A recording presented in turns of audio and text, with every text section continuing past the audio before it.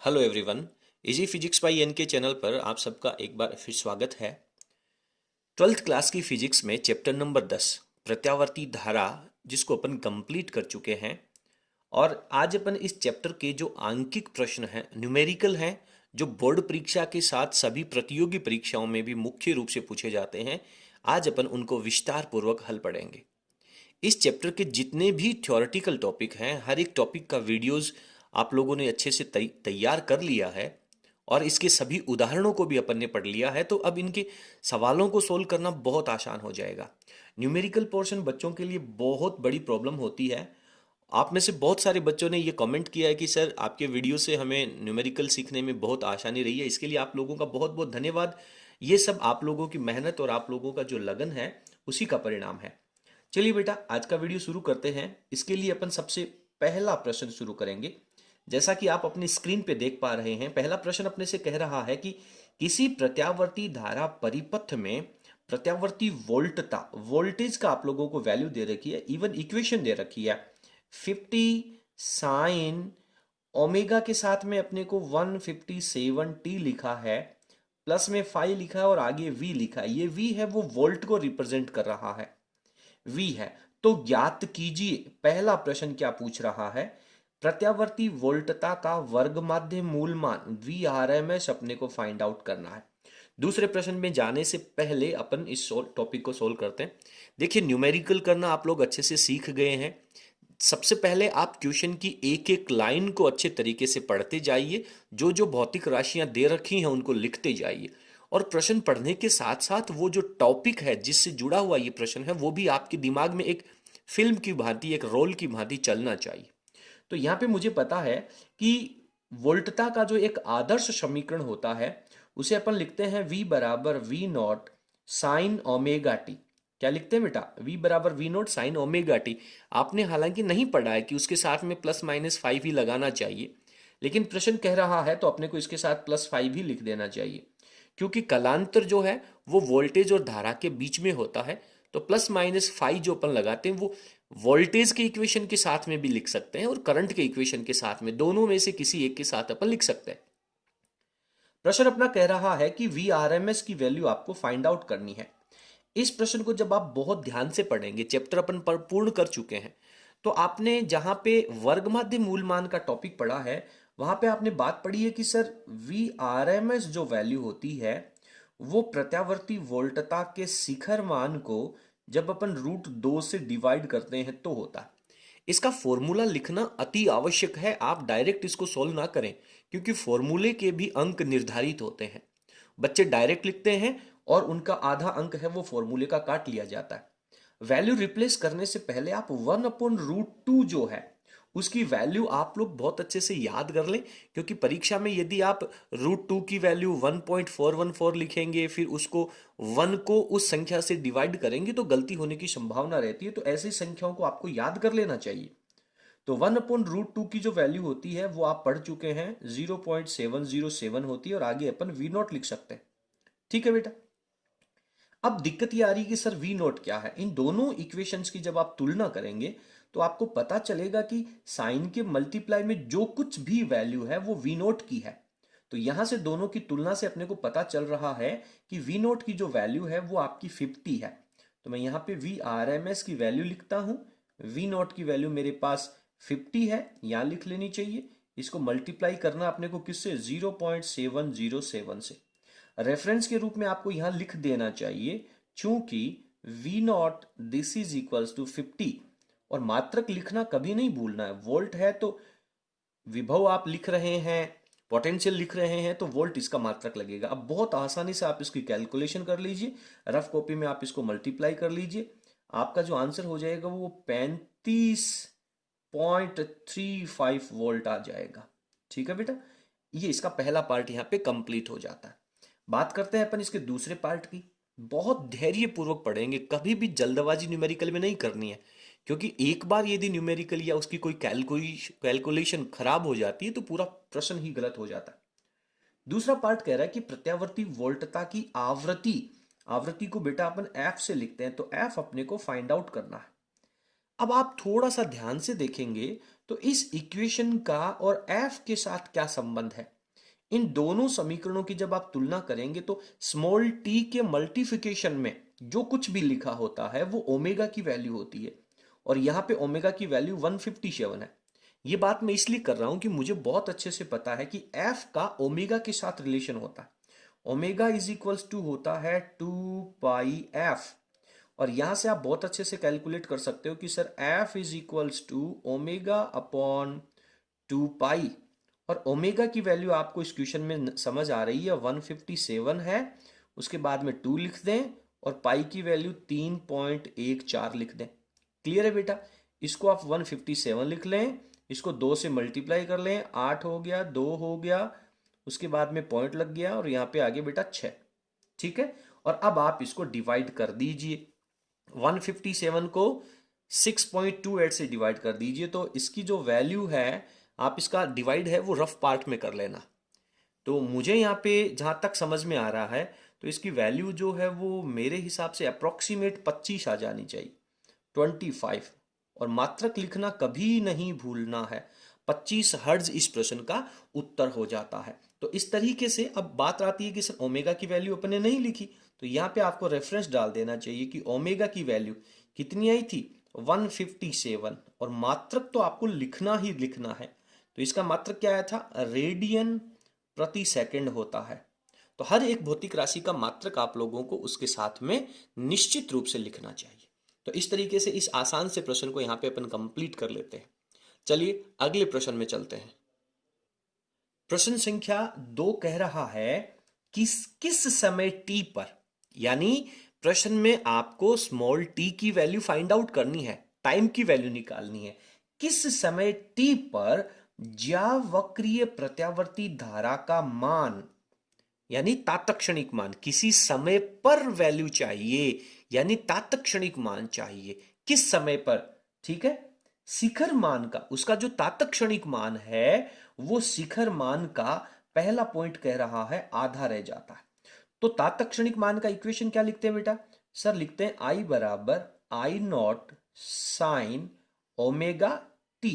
कलांतर की बात यहां पे अपने को नहीं करनी है, जब तक नहीं लिखा जाए तब तक कलांतर 0 मान करके चलना। यह प्रत्यावर्ती धारा का आदर्श समीकरण है।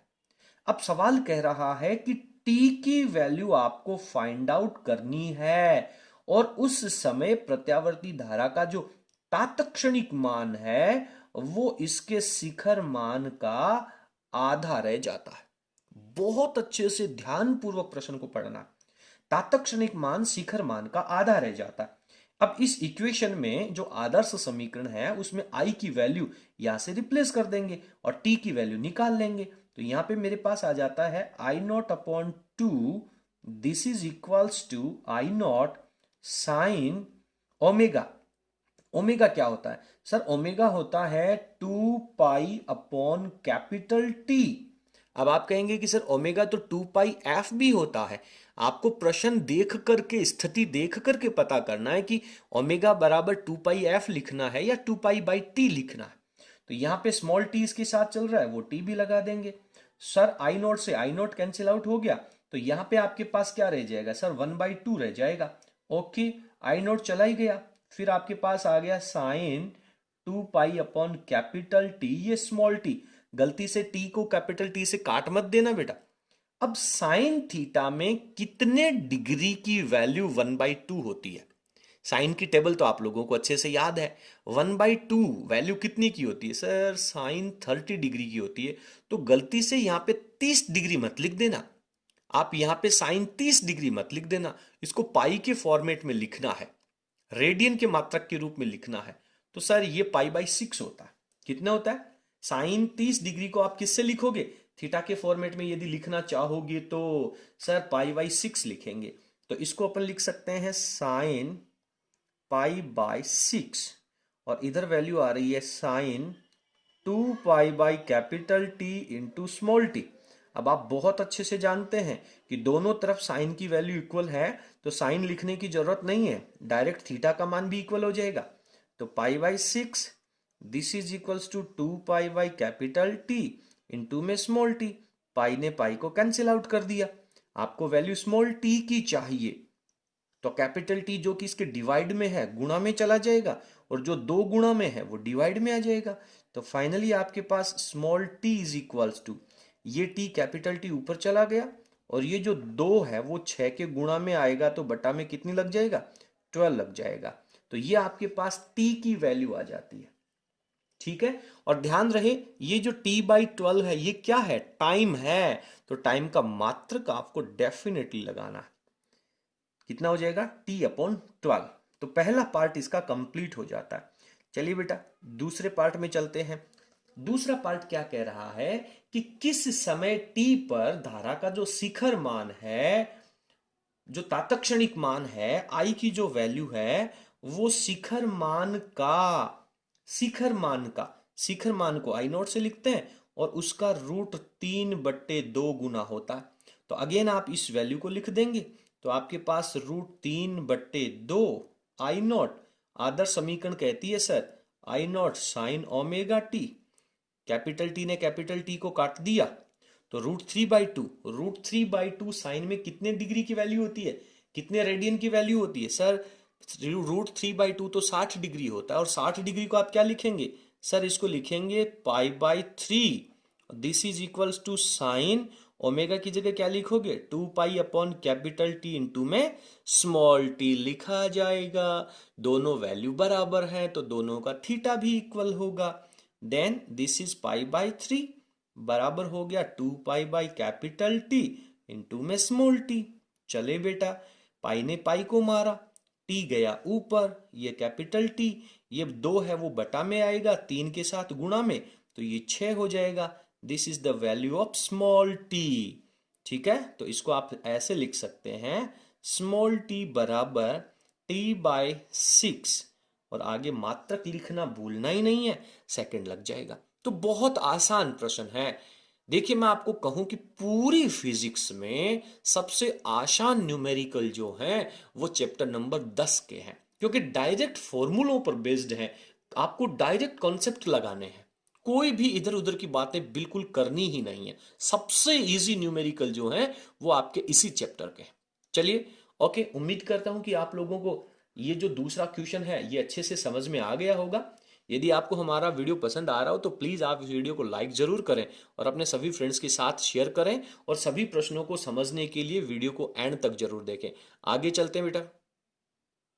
अगला प्रश्न संख्या 3 आपको अपनी स्क्रीन पे नजर आ रहा है। प्रश्न को पढ़ते जाएं, धीरे धीरे लिखते जाएं। 10 ओम का एक प्रतिरोध, क्या लिख लेना चाहिए sir, R is equals to 10 ohm लिख लेना चाहिए। ओके बेटा, सवाल कह रहा है 100 मिली हेनरी का एक प्रेरकत्व, यानी कैपिटल L की जो वैल्यू है वो 100, स्मॉल m का मतलब होता है बेटा मिली हेनरी, और मिली को जब अपन हटाएंगे तो इसकी जगह 10 की पावर -3 लग जाएगा और हेनरी लिख देंगे। ओके, श्रेणी क्रम में जुड़े हुए हैं।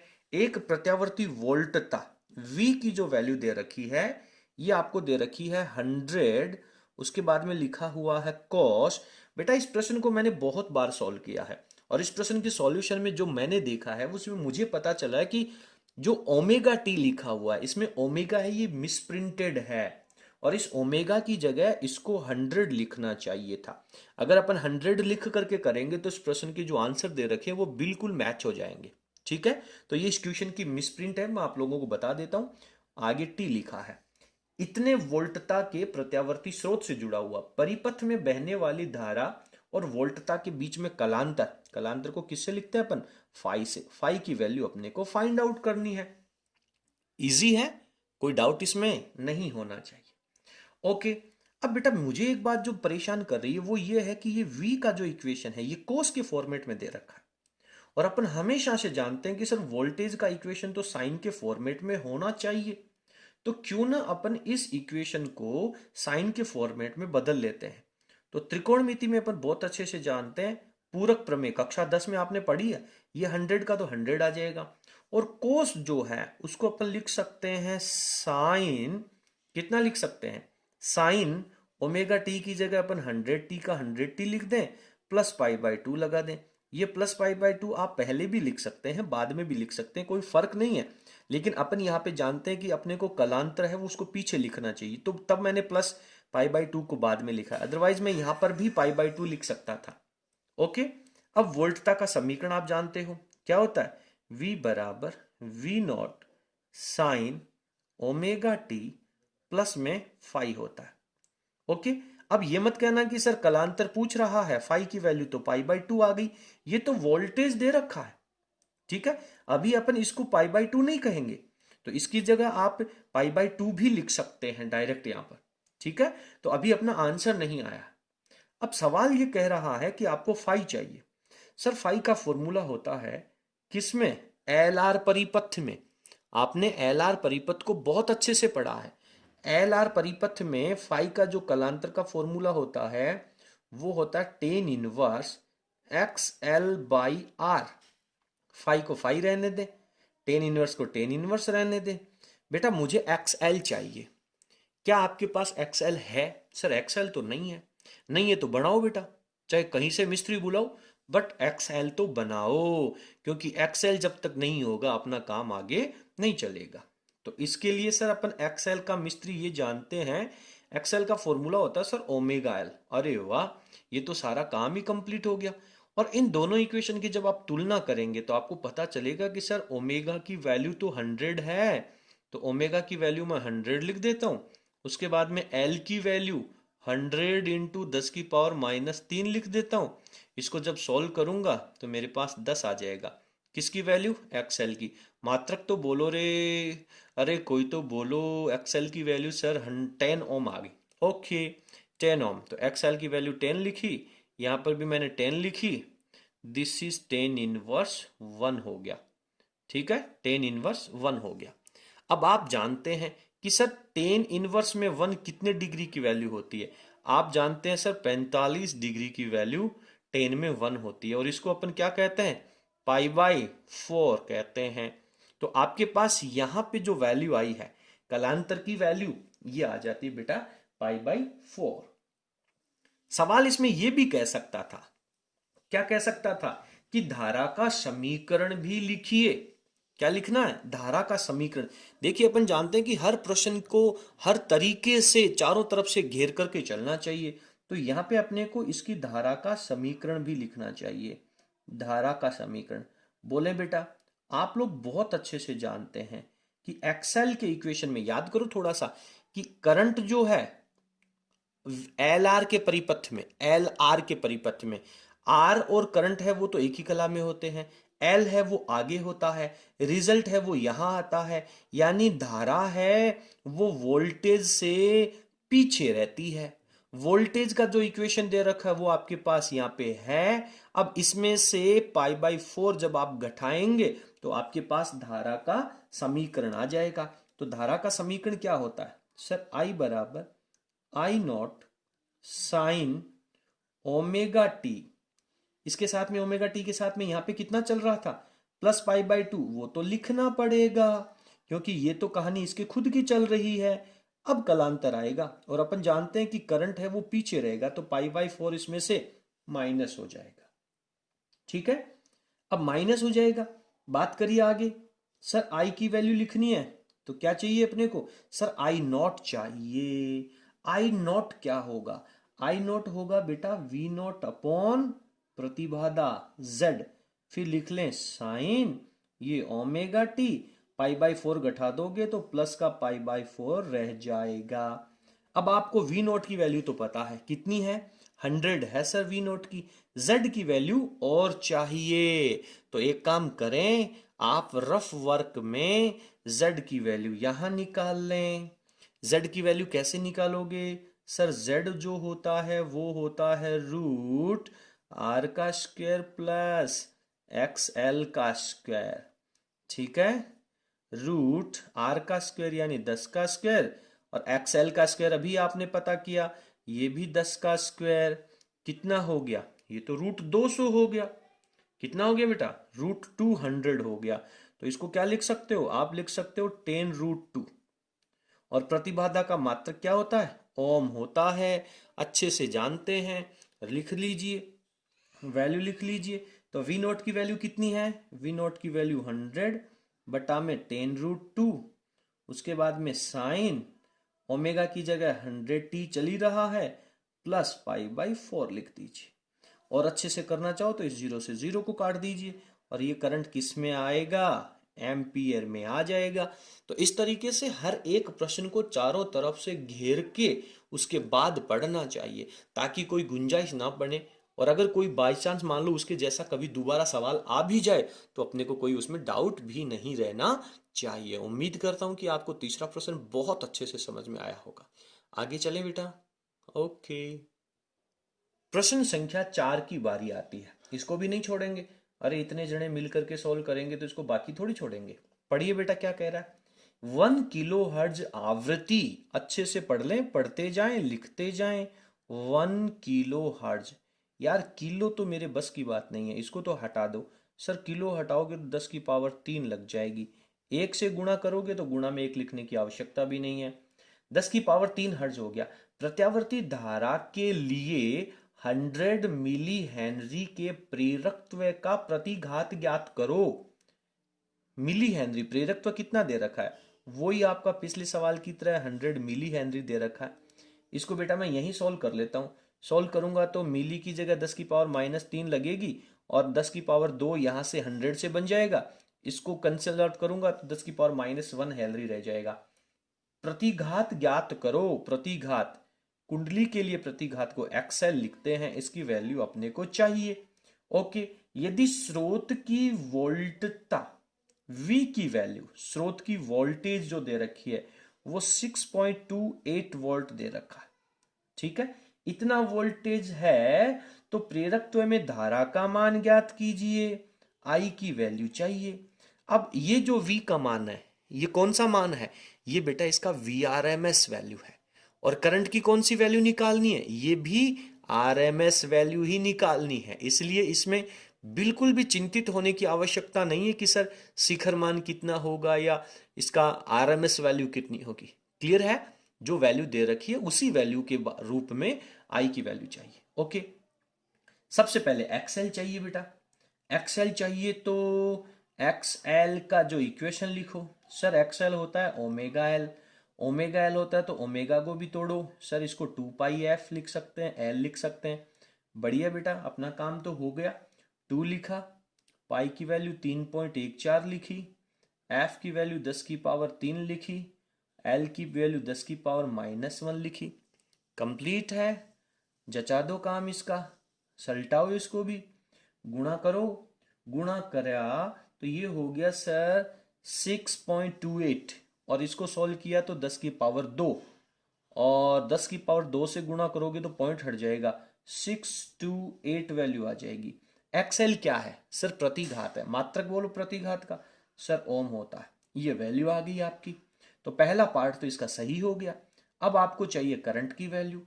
करंट की वैल्यू में इक्वेशन क्या होती है, I बराबर V अपॉन क्या, प्रतिरोध है, प्रतिघात है, प्रतिबाधा है, जो कुछ भी है वो बटा में आएगा। तो यहाँ पे अपन लिखेंगे इसमें XL की वैल्यू, तो VL की वैल्यू दे रखी है 6.28 और इसके बटा में दे दिया 628। अरे ये तो मिलता जुलती संख्या है, मिलता जुलता नंबर है। सरल करो बेटा, ये आ जाएगा आपके पास, कितना आएगा रे, अरे तुम मेरे से ही पूछोगे क्या, अब भी इतनी कैलकुलेशन तो आनी चाहिए। ये हो गया बेटा 1/100, इसको लिख सकते हैं 0.01। मात्रक कौन बताएगा, मात्रक भी तो आपको ही बताना पड़ेगा बच्चे, ये अपना एम्पियर लग जाएगा। तो इस तरीके से अपन चौथे प्रश्न को यहाँ पे कंप्लीट कर लेते हैं। उम्मीद करता हूँ कि ये प्रश्न भी आपको अच्छे से समझ में आया होगा। चलिए आगे चलें। ओके, पांचवा प्रश्न पे चलते हैं। पांचवा प्रश्न क्या कह रहा है, देखिए सर, एक कुंडली का प्रेरकत्व 1 हेनरी है, एल के बराबर लिख लूं क्या बेटा इसको, बिल्कुल सर 1H लिख लीजिए, ठीक है। पहला प्रश्न इसका कह रहा है किस आवृत्ति पर, यानी पहले प्रश्न में आपको आवृत्ति निकालनी है, क्वेश्चन मार्क लगा दीजिए। किस आवृत्ति पर इसका प्रतिघात क्या लगा हुआ है, कुंडली लगी हुई है। कुंडली लगी हुई है तो प्रेरणिक प्रतिघात आएगा।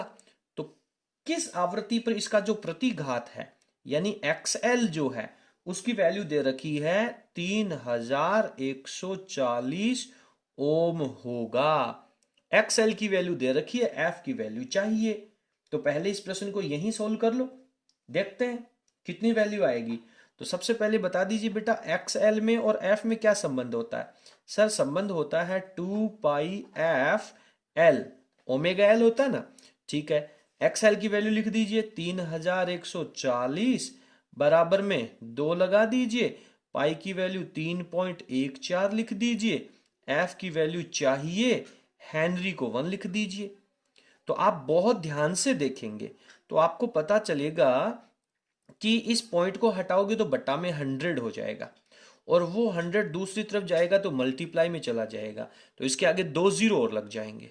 ठीक है, और उस 2 जीरो को जब आप 314 से काटेंगे तो 1000 रह जाएगा और बराबर में 2f रह गया। ठीक है, और यहां से आप यदि f की वैल्यू निकालेंगे तो 2 है वो दूसरी तरफ डिवाइड में चला जाएगा, लिखने की आवश्यकता नहीं है, डायरेक्ट लिख दीजिए बेटा 500 हर्ट्ज हो गया। तो पहला पार्ट तो इसका सॉल्व हो गया। दूसरा प्रश्न कह रहा है कि एक संधारित्र की धारिता क्या होनी चाहिए। संधारित्र की धारिता कितनी होनी चाहिए जिससे उसी आवृत्ति पर उसका प्रतिघात उतना ही रहे। क्या मतलब समझ में आया? प्रतिघात उतना ही रहे, कौन से प्रतिघात के बराबर? पहले वाले प्रतिघात के बराबर रहना चाहिए, उसकी आवृत्ति भी उतनी ही रहनी चाहिए। कितनी आवृत्ति रहनी चाहिए? जो आवृत्ति अभी आप निकाल करके आए हैं, यानी आवृत्ति भी वही रखनी है, प्रतिघात भी वही रखना है, केवल आपको उस L की जगह एक कैपेसिटर जोड़ना है, उसकी धारिता पूछी गई है। तो बेटा इसमें सीधा सीधा प्रश्न के अनुसार हो गया कि सर XC की वैल्यू है वो XL के बराबर होनी चाहिए, और XC को आप क्या लिख सकते हैं? 1/ओमेगा C, और इसको क्या लिख सकते हैं सर? ओमेगा L लिख सकते हैं। क्लियर है? इसको आप XL जो है उसकी वैल्यू तो आपको दे रखी है, इसको तो बदलने की जरूरत नहीं है। तो इसको मैं लिख देता हूं 2 पाई एफ इंटू में C, और बराबर में इसको पुनः XL ही लिख देता हूं। तो मुझे C की वैल्यू चाहिए, तो C को ले जाओ यहां और XL को बटा में पटक दो। नहीं आया समझ में? क्यों ना अपन पहले फॉर्मूले को ही सरल कर लें, संख्या को सरल करेंगे तो बाद में पता नहीं क्या करना पड़े। तो F तो यहां रह जाएगा, XL यहां आ जाएगा, और बराबर में क्या चला जाएगा? C चला जाएगा। Then C is equals to कितना हो गया? सोल्व करें, 1 पहले लिखेंगे 2, फिर पाई की वैल्यू 3.14, फिर F की वैल्यू 500, और उसके बाद XL की वैल्यू 3140 दे रखी थी। ठीक है बेटा, अब 500 को 2 से गुणा कर दो। सर ये तो 1000 हो गया, 1000 को 3.14 से गुणा कर दो तो 2 जीरो तो ये पॉइंट हटाने में खा जाएगा, और उसके बाद में ये आपके पास C के बराबर जो वैल्यू रहेगी वो 3140 रह जाएगी, और अगेन इसको भी ये वाली वैल्यू भी 3140 रह जाएगी। दोनों को गुणा करो, 1 को इस पूरी संख्या से डिवाइड करो।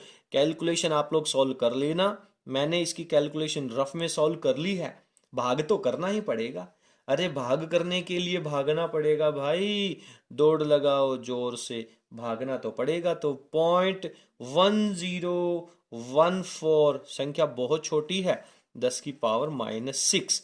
धारिता निकाल रहे हैं, क्या लिखेंगे? फैरड लिख देंगे, और 10 की पावर -6 को हटाना चाहो आपकी मर्जी है बेटा, 0.1014 और 10 की पावर -6 की जगह माइक्रो लग जाएगा, माइक्रो फैरड आ जाएगा। इस तरीके से इस प्रश्न को अपन बहुत आसानी से सॉल्व कर सकते हैं।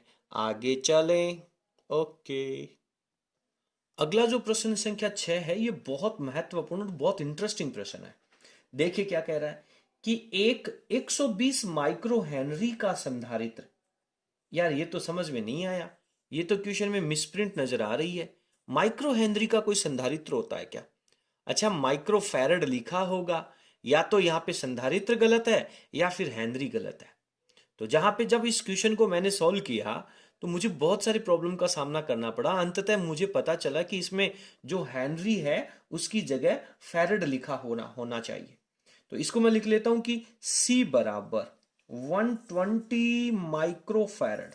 ओके, माइक्रो को हटा दो बेटा, तो 120 माइक्रो की जगह 10 की पावर -6 और फैरड लग जाएगा। ओके, संधारित्र है वो 50 हर्ज के स्रोत से, एफ का मान लिख दो बेटा 50 हर्ज।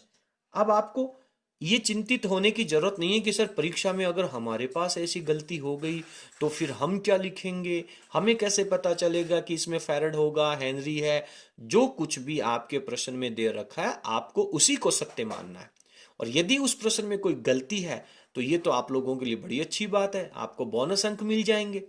समझ में आ रही है मेरी बात? तो आप एग्जामिनर से डिस्कस नहीं करेंगे कि सर इसमें हेनरी होगी। वो बेचारा सामाजिक का, राजनीतिक विज्ञान का, उसको क्या पता हेनरी क्या होता है। वो सोचेगा हेनरी का मतलब ये हंगरी बोल रहा होगा, भूखा बोल रहा होगा। बात समझ में आ रही है? परीक्षा में आपको चिंतित होने की आवश्यकता नहीं है, ऐसी गलतियां पेपर में नहीं आएंगी। ओके, तो 50 हर्ज के स्रोत से जुड़ा हुआ है, इसके धारितीय प्रतिघात का मान यहां समझ में आ गया। अब आपको आगे भी थोड़ा पढ़ना चाहिए। धारितीय प्रतिघात यानी ये तो एक्स सी पूछ रहा है, एक्स सी का मान ज्ञात करो। तो एक्स सी का मान पहले ज्ञात कर लो यार। चलो पहले पूरे प्रश्न को पढ़ लेते हैं, फिर एक्स सी का मान निकाल लेंगे। यदि प्रत्यावर्ती धारा की आवृत्ति 5 मेगा हर्ज कर दी जाए, कितनी कर दी जाए? 5 मेगा हर्ज। तो इस आवृत्ति को एफ डैश कह दूं क्या? बिल्कुल कह दीजिए सर। 5 मेगा हर्ज कर दी जाए। तो मेगा को हटाओ भाई, मेगा का मतलब कितना होता है, कौन बताएगा रे?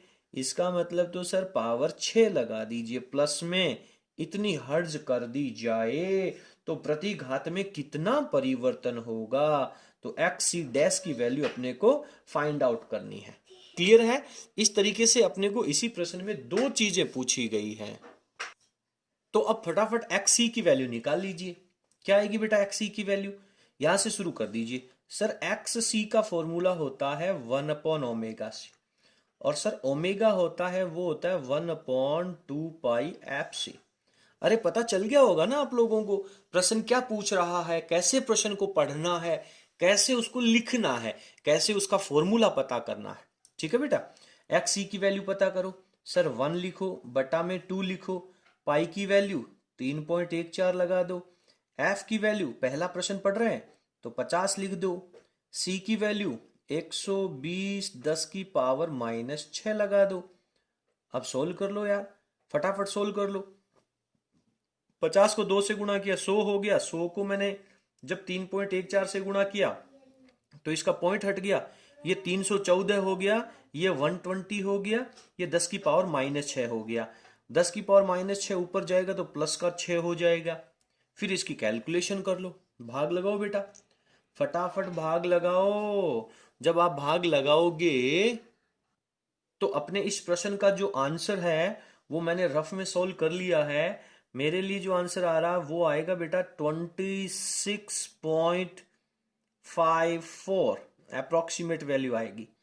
आंसर में क्या लगेगा? ओम लगेगा। ओम क्यों लगेगा रे? एक्स सी चाहिए सर। ओके, अब बेटा एक्स सी डैश निकाल लीजिए। यहीं लगा दूं, यहीं से स्टार्ट कर दूं। 1/2 पाई एफ डैश सी। ठीक है, दिक्कत नहीं होनी चाहिए। 1 लिखा यार, इसमें तो और तो सब कुछ सेम सा ही है, केवल एफ ही तो चेंज हुआ है। तो ये 2 लिखा, पाई का मान वही 3.14 लिखा, एफ डैश का मान 5 इंटू 10 की पावर 6 और सी का मान 120 इंटू 10 की पावर -6। ये जो प्लस का 6 है वो इस -6 को मार देगा।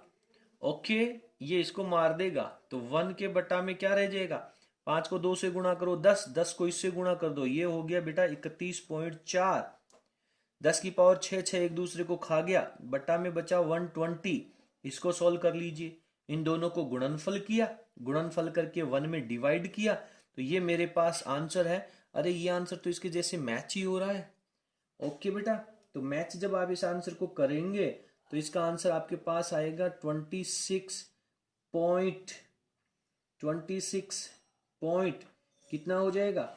ये हो गया बेटा 54। और पावर कितनी आ रही है? पावर मेरे पास कैलकुलेशन में आ रही है 10 की पावर -5 ओम। ठीक है, ओके, क्लियर है? डाउट नहीं होना चाहिए। तो इस तरीके से आप यहां पे लिख सकते हैं कि एक्स सी डैश, इसकी वैल्यू बड़ी कौन सी है रे? ये वैल्यू बड़ी है, तो एक्स सी है वो ग्रेटर देन है एक्स सी डैश से। रिजल्ट में आप लिख सकते हो कि प्रतिघात की जो वैल्यू है वो कम होकर के इतनी हो जाती है। तो इस तरीके से आप इस आसान से प्रश्न को बहुत इंटरेस्टिंग तरीके से सोल्व कर सकते हैं। उम्मीद करता हूं कि यह प्रश्न भी आप लोगों को बहुत अच्छे से समझ में आ गया होगा।